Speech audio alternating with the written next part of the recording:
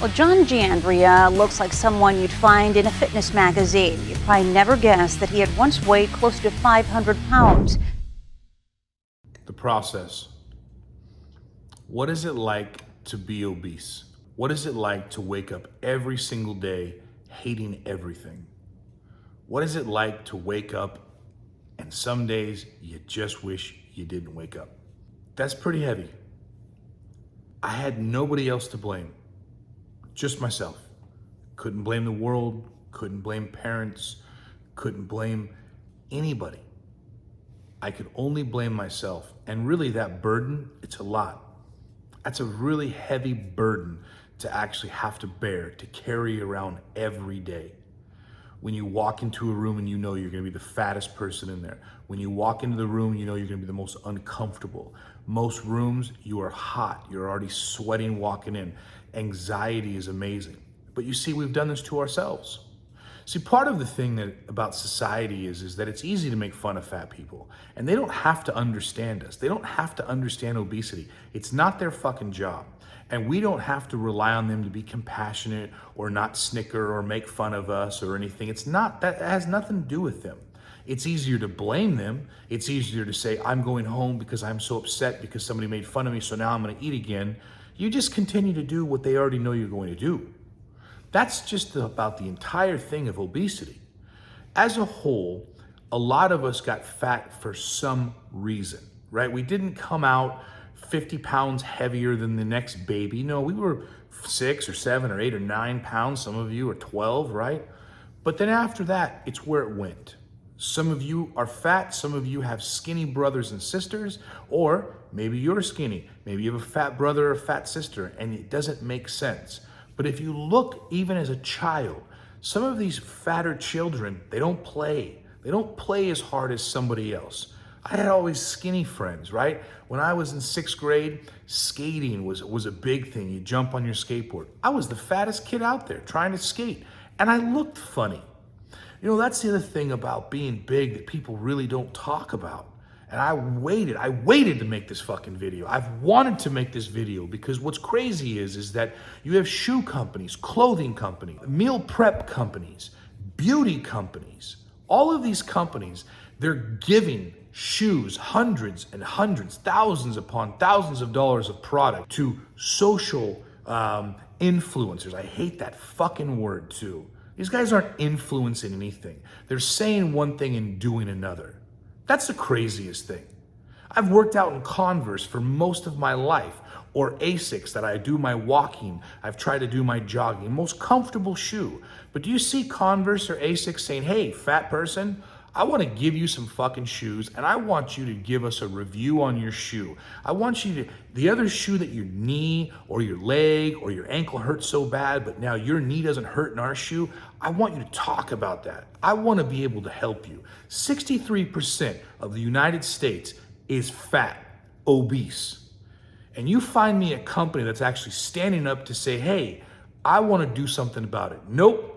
You find some cute fucking guy or you find some cute fucking gal and you throw something at her or him, or you give them their meals, their ready prep meals, and say, post my stuff and other people will buy. But nobody cares about the well-being of a fat person because you know why? It's not attractive. It's not sexy. It's not marketable. But you would think at some point, right? Because, you know, we're supposed to be in the whole not fat shaming and fat acceptance. Fat will never, ever, in society's terms, be accepted. Look in a restaurant. Tell me if you ever see more than 3 fat people serving you food. Not gonna happen. You find me a 400-pound bartender and a 400-pound barback. Not gonna happen because those 2 motherfuckers can't fit behind a small-ass bar. That's just it. Put a fat guy in a suit, put a skinny guy in a suit. No matter how expensive, no matter how tailored a suit is, it just doesn't fit around a big person. It doesn't drape like it does around a thinner person. That's the uncomfortability factor.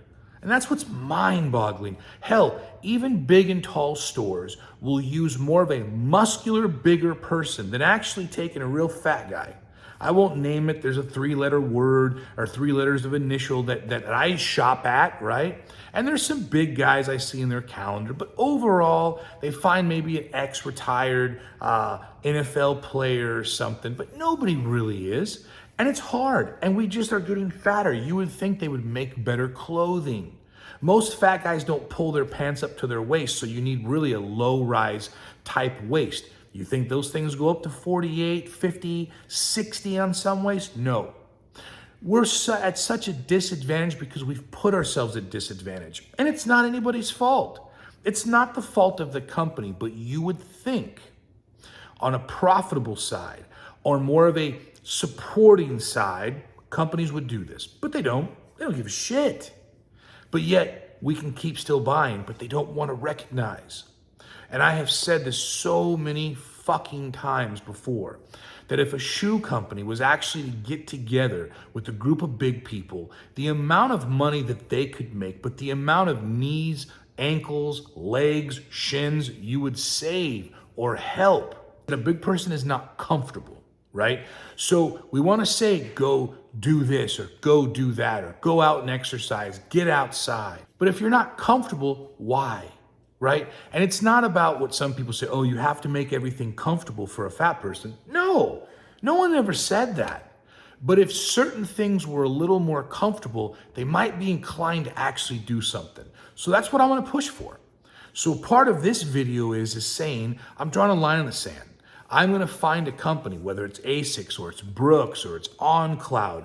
You know, I wish Converse was more of a walking shoe. It's the best gym shoe ever. And Vans. Vans and Converse were always my leg press and squat day shoes. Hands down, still are.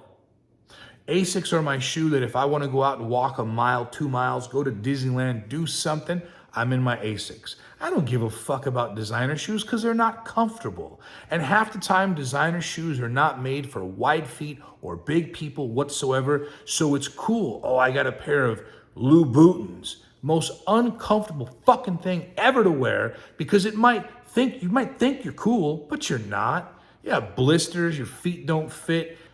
There's a lot of big people. But do you realize how many big people look sloppy? Because there's not too many places. And that's where I'm going to go with this. I want to get a company, a meal prep company that says, you know what? I want to sponsor a couple of big people. And as they progress, we can actually help them and show them. So then other people. What's funny is a bodybuilder, right? You jab a needle in you. And trust me, I'm not knocking you. I did steroids before too, back in the day. So I'm not knocking you. But I am going to knock what is sold. You sell something based on how somebody looks. So if he's doing it, then I can do it. But it's so misleading. It's so misleading.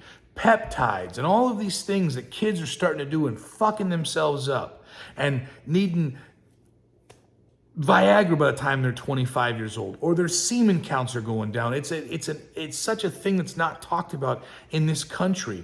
Eventually, young males will not be able to actually have children because their sperm count's not there. Think about that.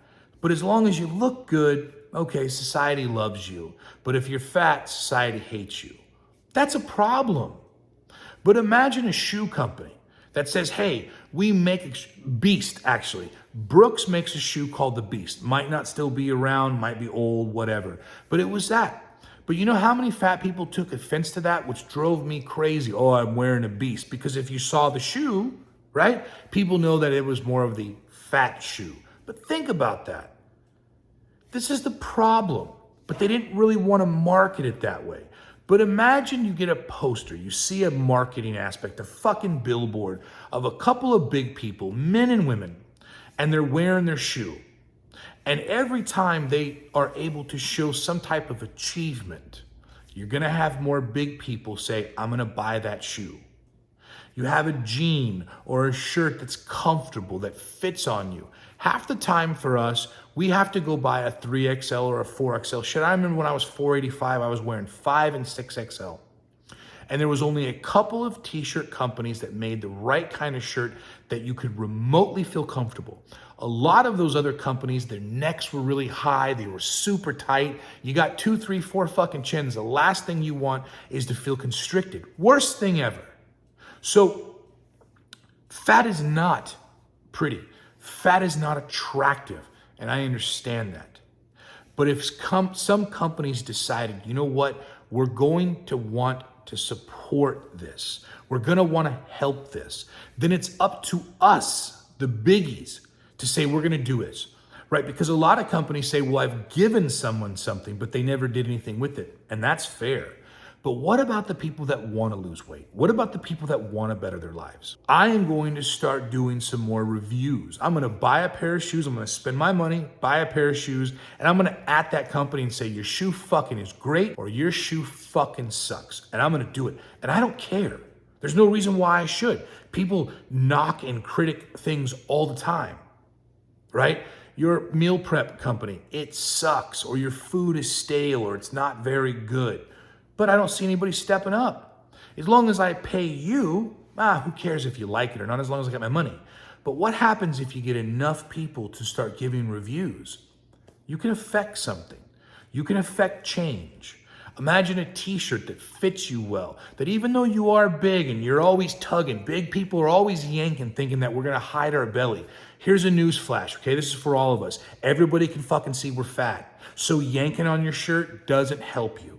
But how about a shirt that's a little bit longer in the back? So when you bend over, well, guess what? Hey, your ass crack ain't fucking hanging out. Or how about wide suspenders that are actually comfortable? Nobody wants to make those.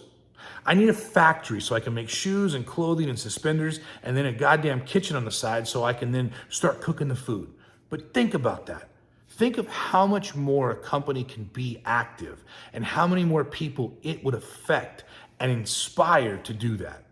So that's what we're going to do next.